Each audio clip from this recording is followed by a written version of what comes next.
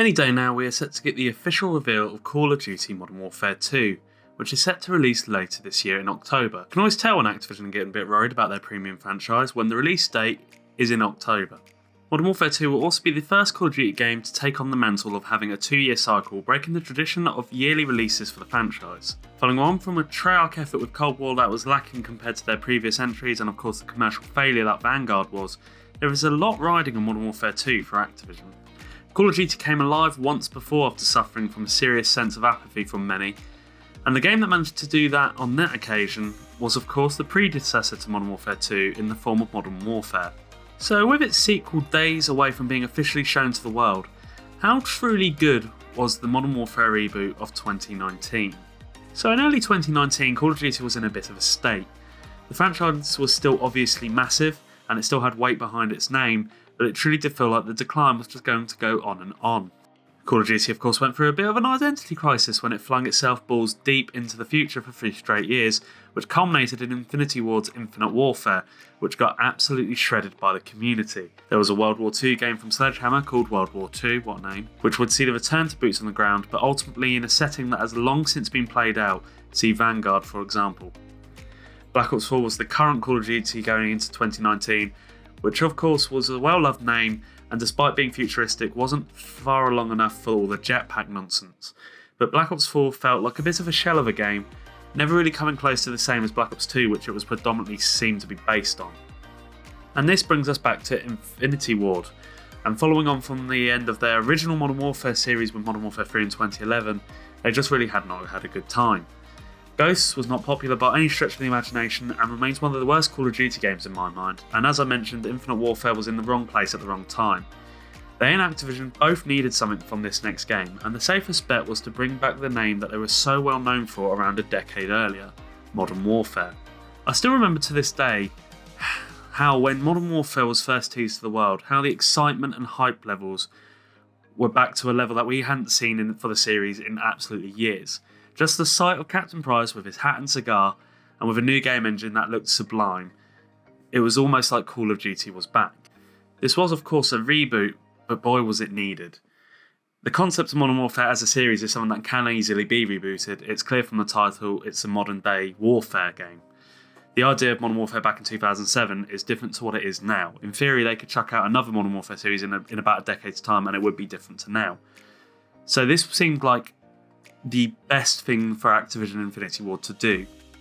Just sort of proved the point further, it wasn't as easy with say the Black Ops series as the sort of semi-reboot Cold War showed.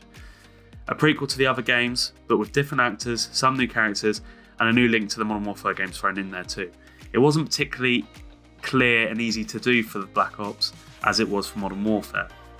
However, the announcement period had proven to be a success, and there was once again some positive fanfare for the Call of Duty series, but of course it is a different kettle of fish once the game itself is out. Before we get to the absolute minefield of opinions that is the multiplayer, first a little word on the campaign. Now, Infinity Ward have always had a bit of a knack for storytelling. The original Modern Warfare series shows this, for example. As does the critically slammed Infinite Warfare, which had a truly brilliant campaign. If it wasn't a Call of Duty game, it would be much more universally accepted that the single player was brilliant. Obviously less said about the multiplayer, the better. For me, and for what a Call of Duty campaign should be, they absolutely hit the nail on the head with the campaign in Modern Warfare 2019. It's gritty, compelling, interesting, and as much as I could never be a massive expert on this, it seemed as realistic a campaign as Call of Duty has ever put out. That isn't to necessarily say there isn't over-the-top action sequences or moments of movie-level badassery that would probably be very difficult to pull off in real life, but it does feel a lot more grounded than many other campaigns. Now, there was also the return of special ops, and I feel like I should just mention it because it is there. Being honest, that never really took off for me on this game, and it was a mood that I truly did forget about until writing this video, so we're just going to move on from special ops. If anyone likes it, let me know in the comments, because I could not tell you for shit. But where the game is won or lost for everyone is of course the multiplayer. Now from the off, Infinity Ward were very much looking to change the way in which it was played by altering the maps and the design of the maps, allowing for more ways to play and move than just a sort of traditional three-pronged approach of map design that is typically found in Call of Duty. Now the map design was very Marmite, with many hating it and many liking it. I actually liked most of the maps on the game, particularly the maps for the more conventional game modes. I enjoyed the bigger scale maps a lot less, but that could probably be down to my preference game modes wise as opposed to the maps itself, as things like the ground war and the larger scale on Call of Duty isn't really my cup of tea. There was of course also doors, a lot of doors, too many doors, and a lot of them had claymores on the other side of them, so that was always fun. Now, the concept of doors themselves did not bother me either way. They can have doors, not have doors, I do not care. But once as the resident campers caught onto the claymore door strat, it all went to shit. It's very difficult not to get overly frustrated when you feel like you can't go through a door without being blown up while someone sits in the corner watching all proud of themselves. And that was a criticism many had with Modern Warfare as a whole. It catered to campers too much. They did want to make a game that allowed for more casual players to enjoy it, but it can't be argued that there wasn't a noticeable rise in players pitching up their tents on pretty much every map. However, what can be argued, and what I would argue, is that this isn't necessarily the game's fault. It's just how lots of the player base want to play the game.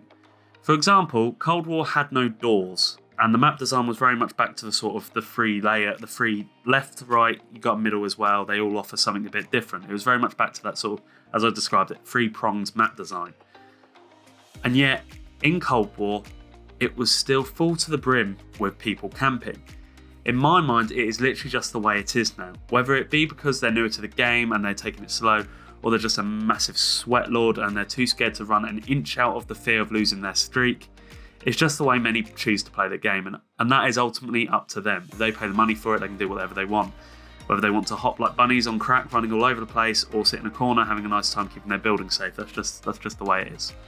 But one thing that Modern Warfare did bring along and can take the full blame for is skill-based matchmaking, or SBMM. There's no way I can be asked to say it in full every time. SBMM is something that has been present now in Call of Duty ever since Modern Warfare, and it just sucks. I can see what they want to do with it, I see what they want to achieve with it. Balanced lobbies that don't get swept by some 12-year-old who's high on Doritos and Mountain Dew every single time, but it just doesn't seem to work like that. I don't know whether this is down to just my positioning in the pecking order of COD players, however they decide that, but it just seems to be so completely different from game to game. It is unbelievable. There is never any sort of average out level that you seem to get lobbies for. It just seems to either be right at the top, you get rolled every lobby, or it seems to be significantly easier and almost too easy. It also eliminates the ability to have moments that we had back in the good old days of a somewhat settled lobby going at it game after game after game, with the beef that just building every time. Being put into a new lobby, having the game, and then getting chucked out again to find a new one that the game thinks is better for you for some unknown reason, it just isn't it. As I said, this has stayed in Call of Duty and, if anything, only gotten worse, and it's practically a certainty that it will be continuing in Modern Warfare 2 and for the foreseeable future. I can't see them ditching it. In a more positive change though, Modern Warfare did ditch the old system with DLC and took on the Fortnite route of season passes and free DLC content throughout its cycle. This was very much a welcome change at the time, with the controversy of the Black Ops Pass thing in Black Ops 4 showing that there really was not an appetite for that style anymore, because it just felt like a rip-off. You were seeing other games give you stuff for free. Of course, people were going to begrudge paying another £40 on top of the game to have DLC.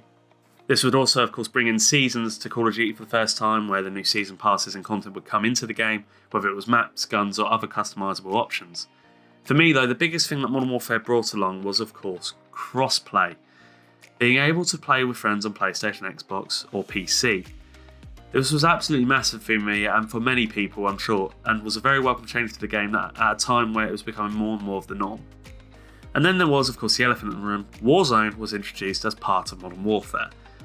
Obviously, the game looks the same with the same engine and mechanics, but with Warzone basically like its own game now, it is difficult to actually remember the fact that Warzone was an additional multiplayer mode for Modern Warfare made by Raven Software.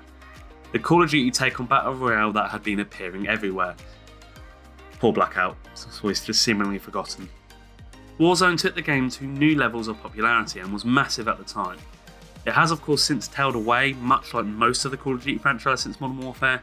It barely works these days, but it was a monumental step for the franchise nevertheless. With the whole new system for cross-platform play, and with Warzone being integrated with Cold War and Vanguard, there has never been more connectivity between games. You can access each of these 4 releases from their menus, for example, and that started with Modern Warfare. Modern Warfare was generally popular with many, both fans and critics alike, and did brilliantly for Activision. Yes, there were issues, many of which I haven't even touched on, and there will always be lots of people out there that will say this game was dead, it was awful, blah, blah, blah, but it's a Call of Duty game, that's always going to happen. But looking back at it, it's clear to see why there is now so much hype for Modern Warfare 2.